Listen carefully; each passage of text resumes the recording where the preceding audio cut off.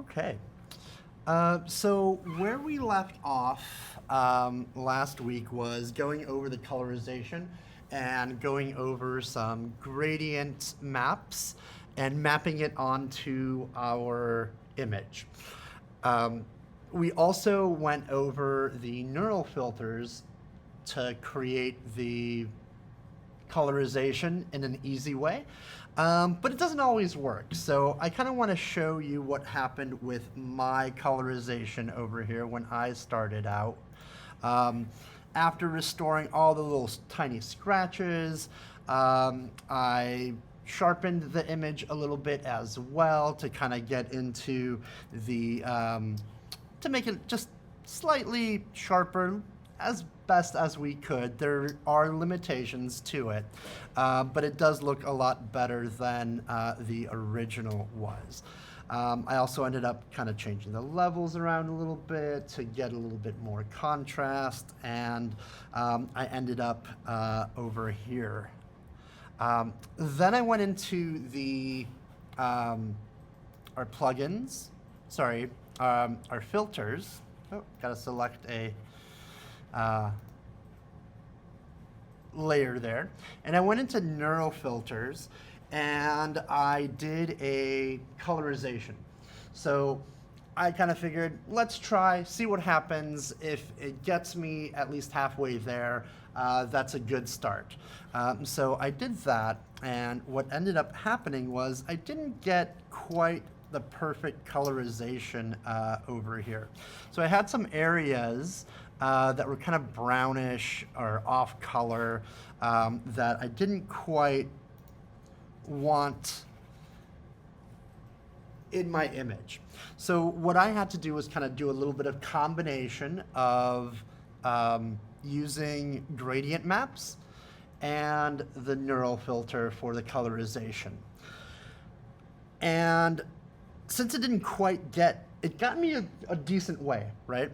It did really great with skin tones and with the hair, so I kept that. But all these little areas over here where it's kind of gotten browned out, I have to fix that in a manual way. So what I did was I masked the areas on my layer that I did a neural filter on, and kind of just got rid of the color for these areas over here, like his pants. And then I also kind of got rid of the color over here as well. So I kind of brought down the color. I took my mask and I just got rid of all the areas that I was like, no, that's not quite right. Yes. Are you going to be recording this one too? Yeah, it's recording right now. Cool. Mm-hmm. Yeah. So I took that mask and I just removed the color from the areas from the neural filter that weren't quite right. Just erased them with a brush, and black conceals, white reveals. So I have these bottom portions over here. There we go. So I have these bottom portions over here that I erased from my neural filter. That being done, I went into certain areas over here. Oops, I should have changed this to uncle, I think. Yeah. So that's my uncle on this side, and I created a gradient map where I just added his pants, and using this gradient map, manually colored in his pants. So I just made sure I was zooming in really well, going into these areas where the belt loops are, and just adjusting the color of the gradient to get it to where I think it should be. And then I did the same thing for my dad as a little boy over here. I went into his onesie over here and I just colored that in. So basically everything was concealed with black. So I turned my mask into all of it into black. And then I took my brush and started brushing in the area for his onesie over here. And that's the color that I decided to go with over here.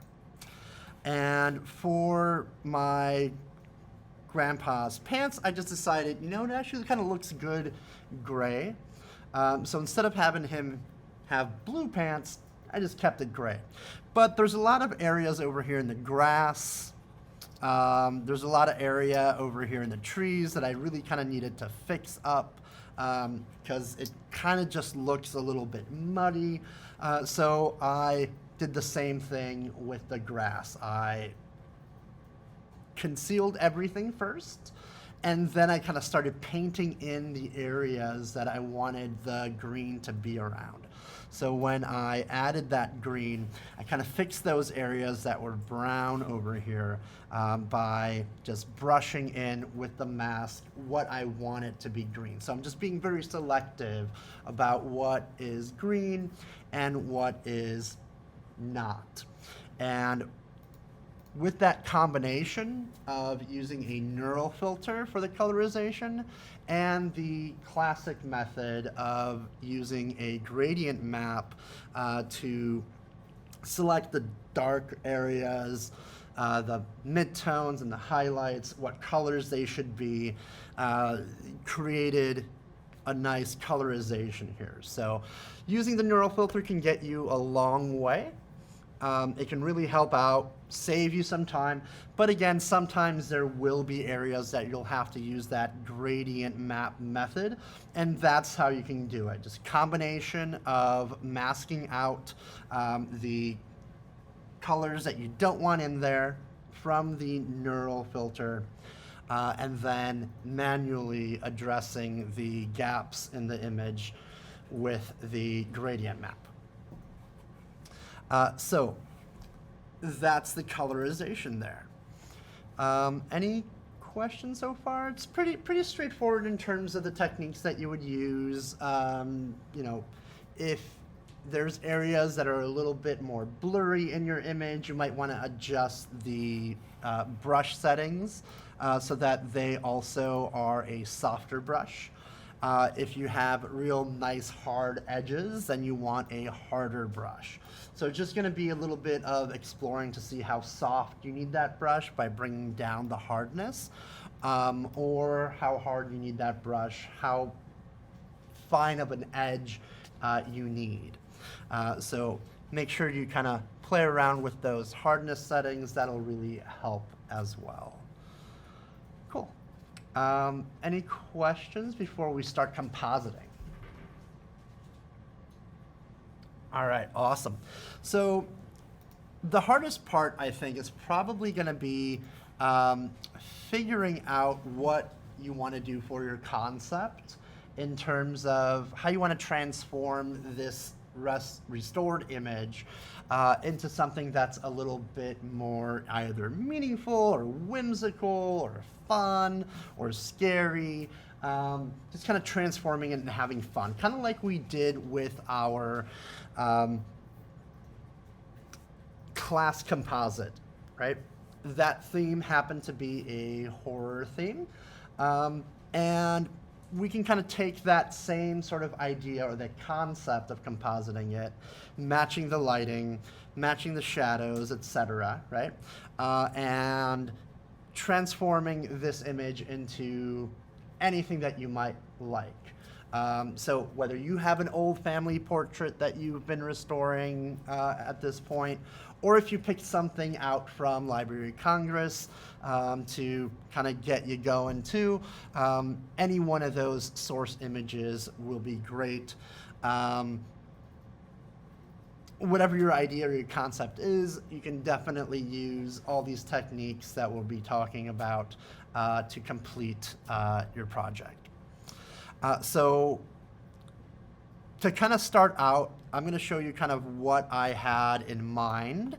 I kind of already kind of completed this earlier, but I'll show you step by step on what I did. So my dad is a little kid over here, and my grandfather passed away, so I kind of wanted to give them a little bit of a memorial of them up in the clouds, sort of a spiritual sort of thing, up in heaven. So that's going to be at least the direction that I want to go in. And I have a few different assets that I've already kind of downloaded because I kind of had an idea of what I wanted to do. I have this grass. Also happens to be a PNG, so I don't have to cut it out, which is awesome because there's too many tiny little details in here. And I really didn't want to spend hours and hours, isolating that. Of course, you're welcome to. It's a matter of how much time you have to dedicate to isolating certain images, right? I also have this cloud image that I'm going to sort of put on top of things, and this sky image over here, and this floating island that I was able to download as well. And then I have some angel wings that I'm going to add that I didn't add yet, but I'm going to today. So the first thing that I'm going to do is I'm going to save this image once I have it colorized, right, as a PSD, color.psd, and to make sure that when I start working on it and isolating my grandfather and my dad, I'm going to save this as a different file name so that the color PSD file is all saved. So I'm just going to click on Save As, and I'm going to call this Composite. And I'm going to save that. And then anything that I do, my color.psd file that I've already colorized is safe and saved. This is a new file now technically because it's saved as a different name, and I can do anything I want to this. So I'm going to start off by basically combining all of my images over here, all my layers. I'm going to just right click and click on Flatten Image, and that gives me my color image all nice and flat as a JPEG basically, without any of the layers. And from here I can start isolating the subjects that I want to isolate. So I'm going to unlock this, and I'm just going to quickly click on Select Subject over here, because sometimes that will help get us, a decent way there. Sometimes it works really well, sometimes it doesn't work very well, so we might have to go into Select and Mask and do things manually. We'll see by pressing on it first and see what happens. So let's select our subject over here, and it's going to process that. And once the AI on the new Adobe kind of does its thing, we can use that to mask everything out. So I'm going to create a quick mask and just isolate everybody from the image over here. His foot kind of disappeared down here. If I was really concerned with that, I would go into my mask and edit my mask to make sure that his foot came back. But I don't think I really need to, because I plan on sort of covering up the feet with the grass that's in front anyway. So I'm not too worried about it. But I do kind of want to clean up things a little bit. So I am going to actually go into here and sort of go into, you can go into Select and Mask if you like, or you can directly paint over here on your mask as well. So there's some areas over here by his knees that I kind of want to clean up a little bit. And I don't want to include my uncle over here because he's actually still alive and well. So I'm going to use my brush and make the size a little bit bigger so that I don't, whoops, so I'm not brushing little tiny areas out, right? Bigger brush, more area. I can just erase him on the mask over here really quickly and isolate just my uncle, I'm sorry, just my dad and my grandfather and get rid of my uncle. I'm sorry? The foot? For me, because of what I'm planning to do, it doesn't matter, so I'm not going to bring his foot back in.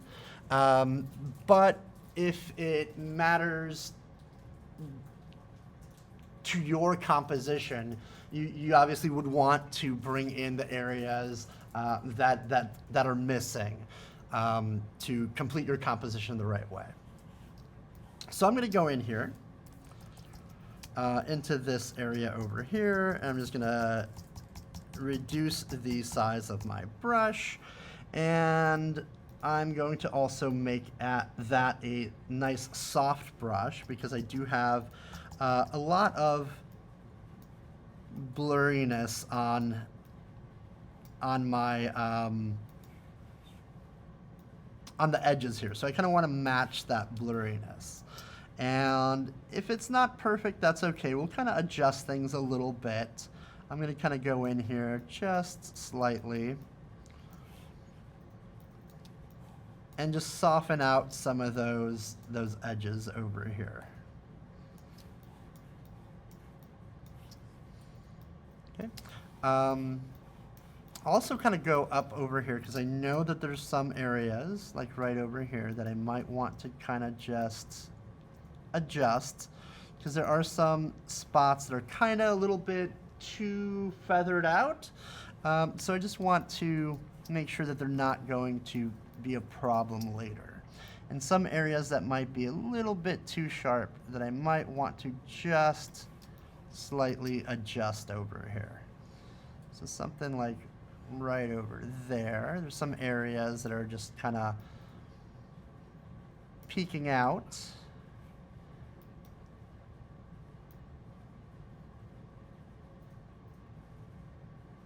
Like right over there, something like that. So it kind of is going to depend on your image and what you have in your image, how sharp your image is or how blurry your image is. So you might need to make some adjustments. So since it's kind of blurry, I'm also going to go into my mask, and I'm actually going to feather that mask. So I could go into select and mask and then feather it that way, which is just click on selected mask. I can kind of go in here, bring the transparency all the way up over here just to kind of see what it looks like on the transparent background. And I can go into here and adjust the mask. I can try to smooth it a little bit more, just to give it a little bit more of a better selection. And if I needed to feather it just a little bit, give it a little bit of a blurriness, I can do that because there is a little bit of a blur around my image here. So you can kind of adjust and see what's working, what's not working for you.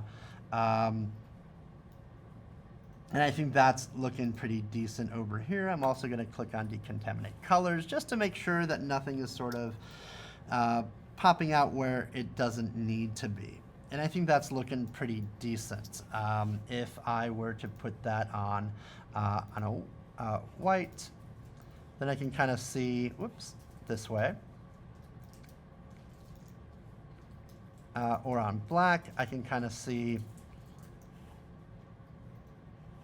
what that image would look like on a darker background or on a lighter background. And that's looking pretty good. I'm trying to match the quality of the image. So the blurriness of the image itself, is going to kind of inform me of how blurry the edges should be or how soft the edges should be to try to match that quality. And if that's looking good, I'm going to click on OK. And from here, I can now start sort of importing or bringing in the rest of my images that I'm going to use to composite everything. So I'm going to, of course, naming things is good. I'm going to call this the original layer. And this I'm going to call,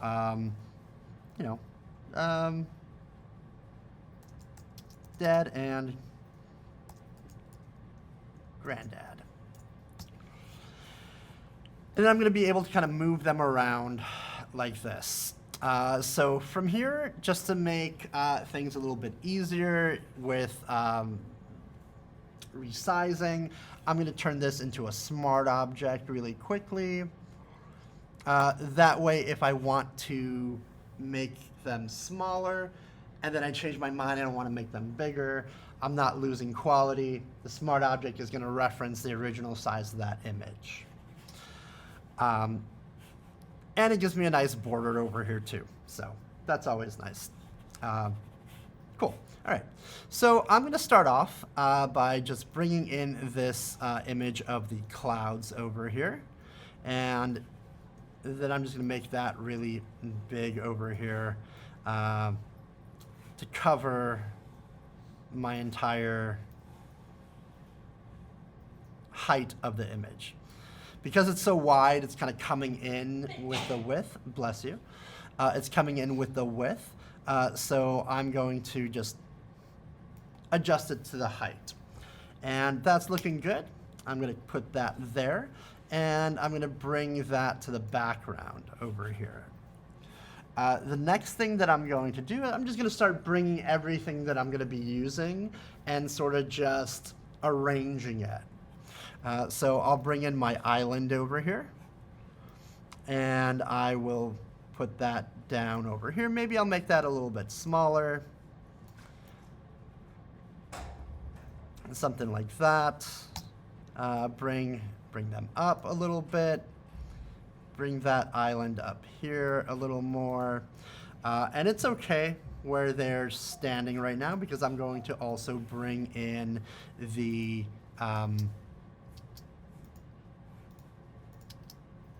grass over here. And I'm going to place the grass somewhere over here like that, so they kind of look like they're standing behind the grass here.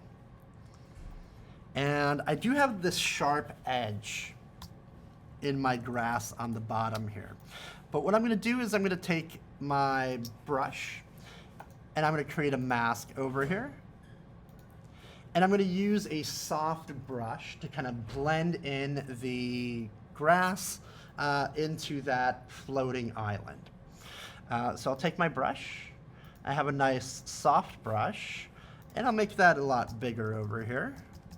And I'll just kind of use the masking technique to kind of just blend that in right over here. So little soft edges over here to get rid of that hard edge. And it kind of looks like it's gonna blend into here. And I'm not worried about it being super perfect yet because I'm also going to probably put a cloud in front of it. So that's gonna kind of hide some of those imperfections.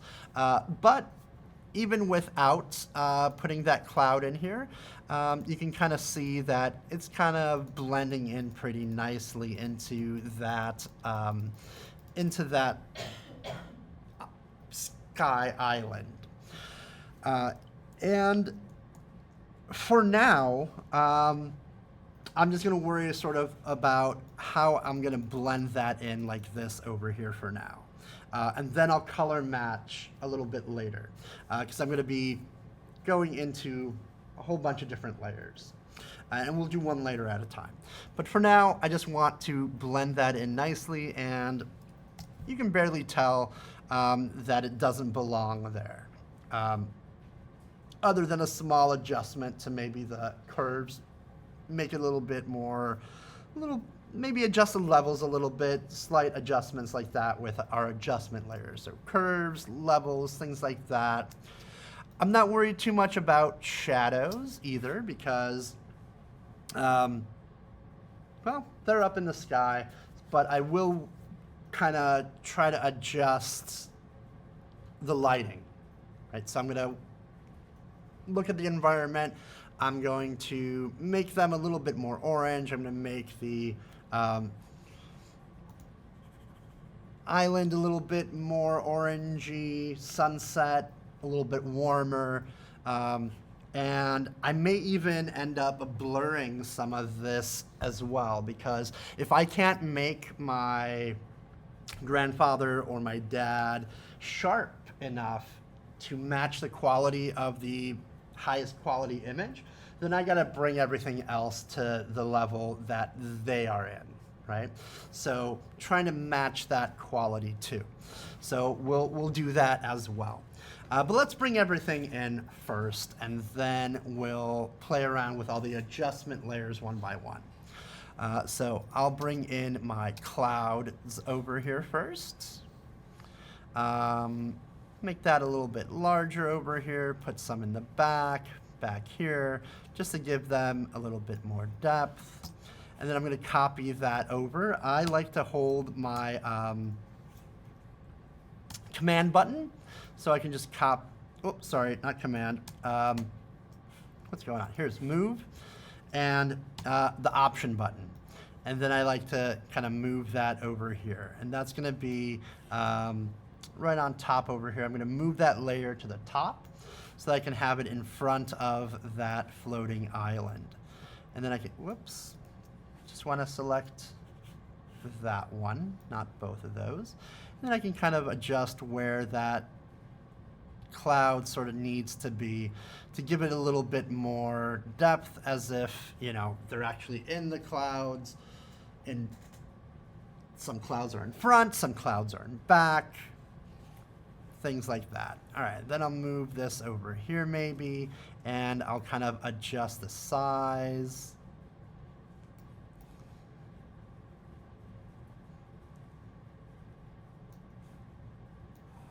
Maybe put it upside down.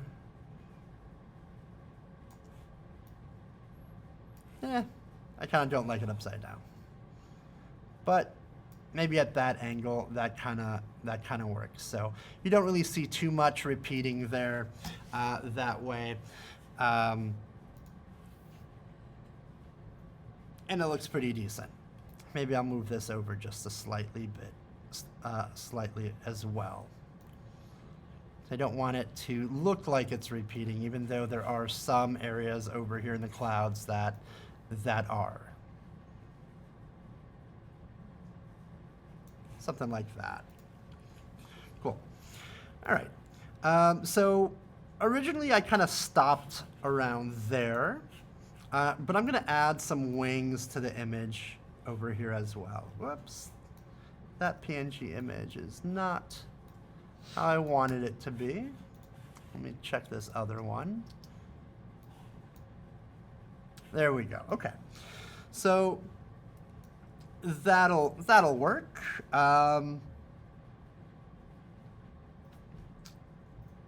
Not quite exactly the positioning that I might want it to be. Whoops. Let's move that down, and I'm going to move those wings behind my subject. Well, actually, that doesn't look too bad. So I'm actually going to keep those over here like that. And then make a copy, and I'm going to make these a lot smaller.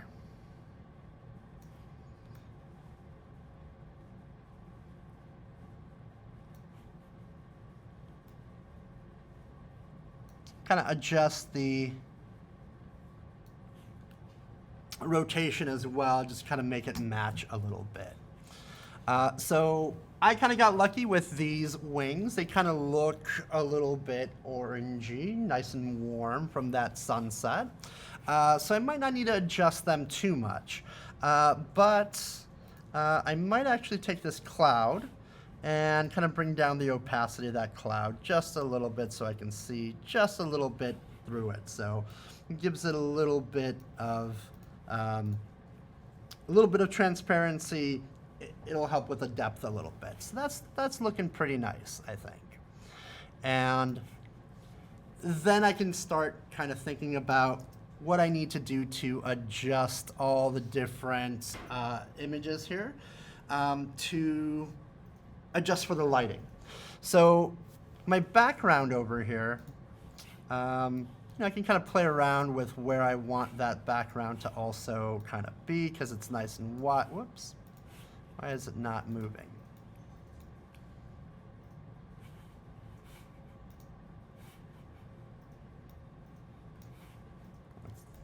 There we go. So I can kind of adjust over here. Maybe it gets a little bit brighter because the sun is right behind them. There we go. I think that looks pretty decent right there. That bright light kind of behind them right over here gives them a nice angelic look. And then I'm going to turn my clouds. I'm going to add an adjustment layer to my clouds to make them a little bit more in line with the rest of the clouds that are in the image. So let's start with this first one over here. I'm going to add a, where are we? A curves layer over here. And I'm going to change from RGB and I'm going to go into red. I'm going to add a little bit more red over here. So I also want to make sure that when I'm over here, I go into my create clipping mask, and then I'll be able to adjust that. So that's a little bit too green over here. I got some red over there, but I need a little bit more, I think, on the orangey side. So I'm going to bring the blue out of it a little bit, and that's kind of giving me that nice orangey vibe.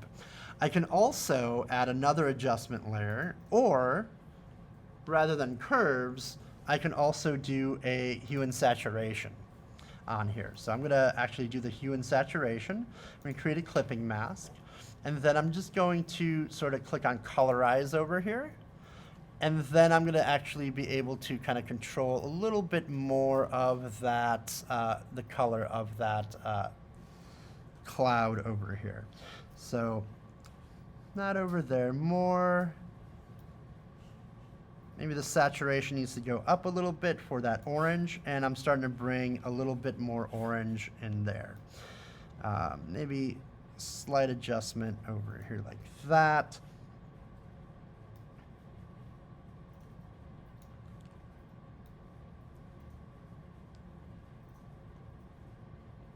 Not too much saturation.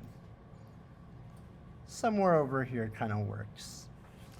Let me turn off the curves and see if that, yeah, I think we don't need the curves for this one.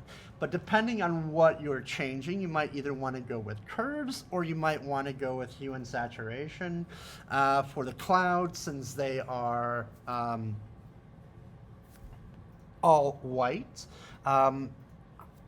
It's easy to colorize them with the hue and saturation and get to that tone that I want there. So I'm actually going to get rid of the curves over here for that one.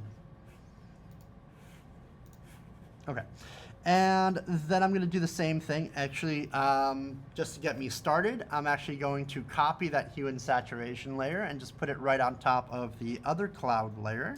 I'm just going to hold Option and drag down. Whoops, not Option, Command and drag down. What's going on here? There it goes. Yeah, sorry, Option and drag down. I'm not sure why it went all weird on me over here, but let's create the clipping mask for this one and also for this one. And then that's going to affect this layer, and this one is affecting, oh, weird. I guess I made a copy of that one by accident. Okay. we'll just do that way. Drag it onto the new layer, and that'll create a copy of it. Or you can right-click and duplicate the hue and saturation layer. And then I'm going to create that clipping mask, so it's just going into this cloud down here. And this cloud might need a little bit more of an adjustment, because it looks like it's a little bit darker down there. So maybe just slightly adjust the hue this way, make it a little bit more golden. And I might sort of adjust the saturation and bring the lightness up a little bit too. Or maybe keep it where it is. But that's looking pretty good. So that's kind of got that golden look to it. Same thing for that final cloud that's on in the back over here. I'm going to, just to make things easy and error-free, I'm just gonna click on that cloud that's in the back, and I'm gonna manually add a hue and saturation, and I'm just gonna adjust it again. I'm gonna click on Colorize. So when you click on Colorize, I did that before, but when you click on it, it'll actually sort of give you a tone for the hue and saturation. Rather than changing every single color that's in there, it's going to kind of give it like almost an overtone. So the difference is that Colorize will change the entire thing into one color rather than adjusting certain colors. So Colorize kind of gives you everything. Unchecked, only certain colors in the image. So I kind of want Colorize to kind of even it out on that particular layer. So again, I'm going to click on Create Clipping Mask over here, and then I'm just going to adjust that to be a little bit more on the golden side. You might have to adjust your saturation as well to get you to what color you want to be and how vibrant or how saturated you want it to be. Okay, and that's looking pretty decent over here, I think. Maybe a little bit less saturation. But that's looking really nice in the sky over here. It's almost like a completely new sky. Okay. Then from here, I'm going to focus in on my island. And I'm going to add a curves adjustment layer here for that one to kind of give it a little bit more of that golden look to it. And here I'm going to go into my red, or rather into my greens. And I'm going to pull back the greens a little bit so that they're a little warmer. So I'll click on my tool over here, and I'll kind of click on this area in the green. And I'll bring down that a little bit and kind of make that a little bit warmer, like that. And I get this almost nice change to the actual rock as well. That gives it a little bit of a warmer feel as well. So getting rid of a little bit of green, introducing a little bit more red to it that way. And I can also go into the red over here too and add a little bit more on the red side as well. And actually, I do want to create a clipping mask so it's only affecting my image here. And with that, actually, I'm going to bring down that red a little bit. Maybe a little bit too much red there. There we go, somewhere around there. I'll go into my green a little bit and kind of just adjust it a little bit more. I think that works well over here. Just the mid-tones a little bit. I'll also try to do the same thing to my grass that I added over here to kind of make sure that it's matching. But it's looking pretty good where it is at the moment. But if I really wanted to kind of just bring it up to that next level, just so there's no difference at all, I will also add a new curves adjustment layer to this one, and I'll create a clipping mask. And I'll do kind of the same thing. I'm going to go into my red, and I'm just going to sort of just add a little bit more right in there, just to kind of, and it's very subtle, but you can kind of see it if you're looking at the screen. I'm not sure if you can see it very well on the projector. It is very subtle, but it does have a little bit more red to it, which kind of helps with the lighting that we're looking at over here. Okay. And then I'm going to go into my main subjects, my image here of my dad and granddad. And I'm also going to add another curves adjustment layer for the lighting. Go into the reds, and I'll use my hand tool over here and kind of go in here and just sort of add a little, whoops, let me make sure that I have this as a clipping mask too. There we go. I'm going to add just a little bit more reddishness over here, like that. I'll take some of the blue down a little bit, I think. And that's looking kind of decent there. So you can kind of see that they're a little bit more sunny and a little bit more reddish. They're a little warmer now. Cool. All right, but what we do also see is that the quality of this image here is a lot blurrier than everything else, right? So at this point, what I kind of want to do is go into each layer that I have, and I'm going to blur each layer a little bit to bring down the quality and the sharpness of the rest of my image to kind of match the rest of my image. So it looks like it was actually taken with the same camera. So into my, I'll start off with the background a little bit, the background a little bit over here. And since we kind of dragged and dropped things, or at least since I dragged and dropped things, it's already a smart object for me. So that makes it a little bit easier to go into the blur and then change things. So I'm going to go into Gaussian blur for the background, and maybe bring it up to like right around there, maybe around 7 pixels for my image.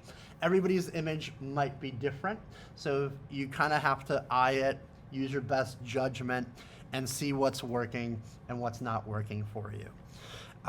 Right now, for me, 7.2 pixels is working well, and I'm going to click OK on that. I'm going to click on my island as well, and I'm going to go to Filter and Blur and Gaussian Blur. And since everything was kind of brought in a little bit differently, 7.2, not going to work for that one. That's a little bit too blurry for my liking. So I'm going to reduce that down. The background worked, but this one needs to be somewhere around maybe 2, I think. 2 or 3. And that's working a lot better. Okay, so just enough blur to sort of match what's going on here, right? And you also kind of want to think about what's on the foreground, what's in the background, how far things are in back or how close things are in front. So, something that's really far in the back, it might be more blurry than things that are up front, depending on what your focal point is and how you're trying to sort of create the look of the camera as well. Cool. So I'm going to go over here to my grass right up top over here. Oh, got to click OK first. I'm going to go to my grass over here too, and I'm going to do the same thing. I'm going to go to Filter and Gaussian Blur, and I'm going to explore and see maybe around 3.3 kind of works. It's blurry enough to where it kind of looks like their faces a little bit. Maybe 2.5. Let's see there. Yeah, that kind of looks a little bit better. You can always kind of zoom in too. to see how that's looking up close. So looking at those details, and that's looking pretty good, I think. Pretty consistent with what I'm seeing for my worst quality image. I'm going to click OK over here. Go into all my layers over here. The clouds in front. Filter Gaussian blur over here. These might need a little bit.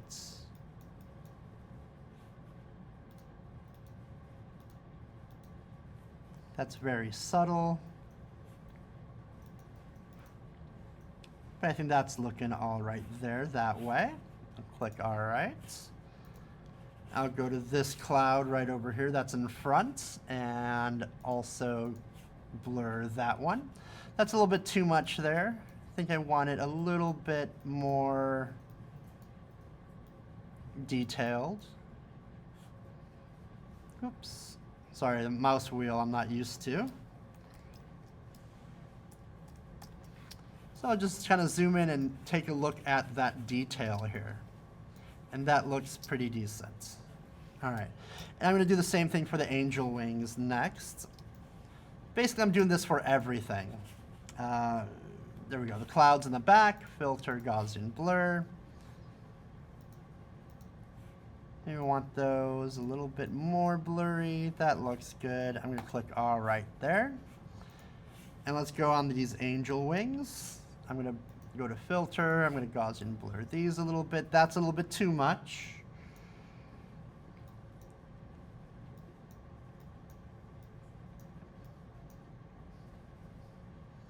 But something like that, around 4, I think works over here.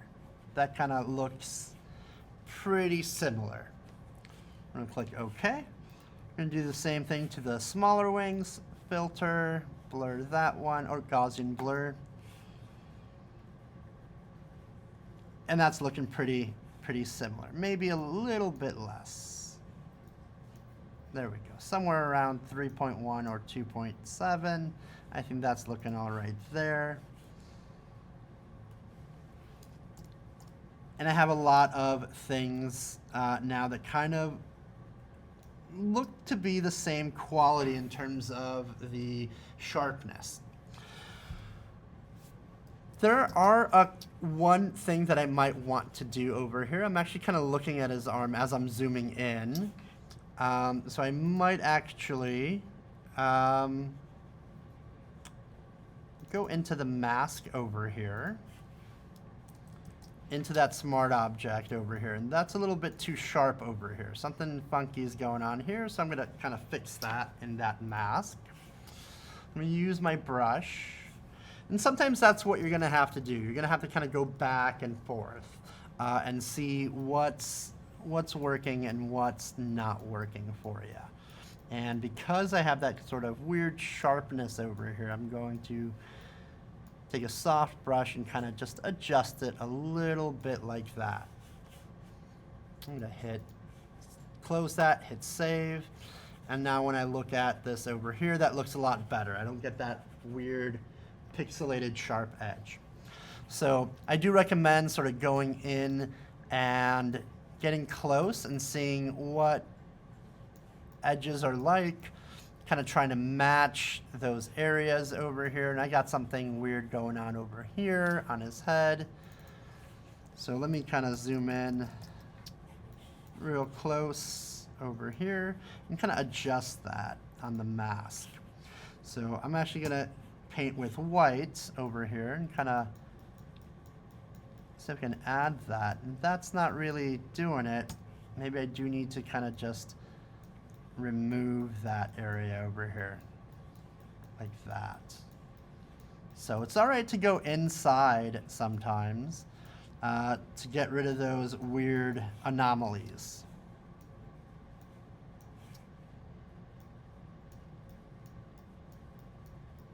Got some weird stuff going on over there, so I'm just gonna slightly try to fix those.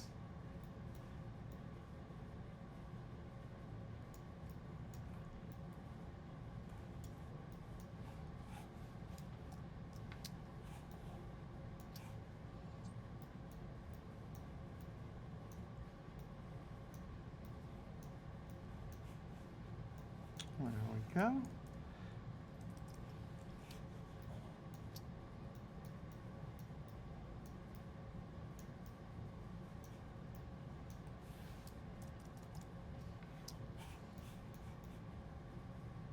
All right, I think that's looking good. We're gonna go ahead and close that, save it, so that it updates in here. And that's looking a lot better over here around his ear, around his head, especially around his arm over here. That's looking a lot better now. And if I like the way that everything's kind of looking in terms of the quality of the image, the quality of the lighting, I didn't really have to do much with shadows over here. But what I am going to do is kind of make sure that everything kind of looks cohesive. So I'm going to turn everything into basically a smart object so that I can add a global filter on it. So kind of like flattening it, but I do want to keep all the different layers on there so that I can go in there and adjust things later on if I needed to make further adjustments. Keeping all those layers intact is going to be important. So I'm just going to turn this into a smart object, convert to smart object. And I'll let it compress over here. And since it's a smart object, kind of looks like one layer now, but if I go into my smart object, I can still make any adjustment I need right over here, just like that. Okay, I didn't make any changes, but I'm gonna make so I closed it. It didn't ask me to save because I didn't do anything to it. And I just have my smart object here on my composite. Of course, as you're working, don't forget to save. I haven't done that.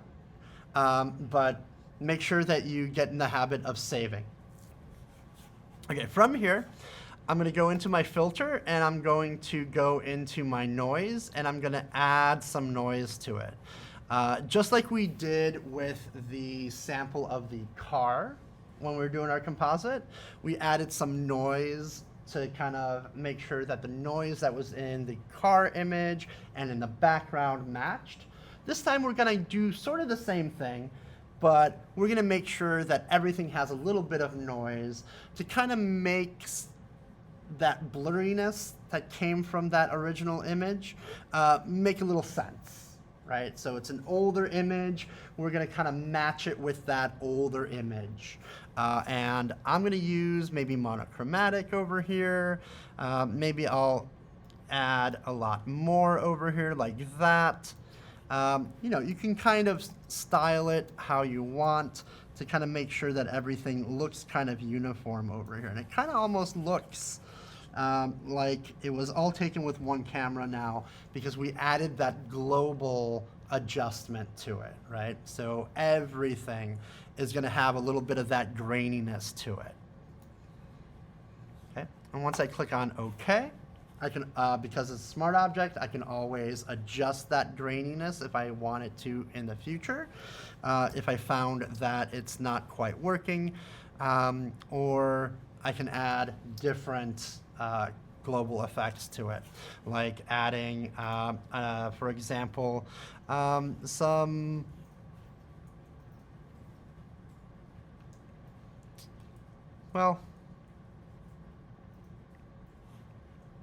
you can try, I like to add noise to it, but there's a few other things that you can kind of go into and see what's working. But this works really well. I think the blurriness of our original image and the background image works well, and that's pretty much it. It's in terms of the demo for that. We're just kind of making everything look as cohesive as possible, paying attention to lighting, either through curves adjustment layers, levels, and actually at this point, I might actually be, because it's a smart object, go back into my image over here, and I might actually adjust the levels on my dad and granddad over here. Because I think they do need a little bit of an adjustment here. Maybe in the mid-tone range over here. They just need to be just slightly adjusted, I think.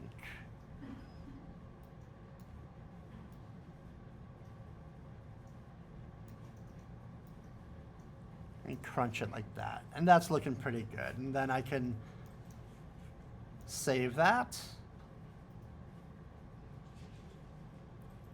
And inside of my composite then, the grain adjusts. And everything's looking pretty good. So that is the idea. That's what we're trying to reach. Does anybody have any questions?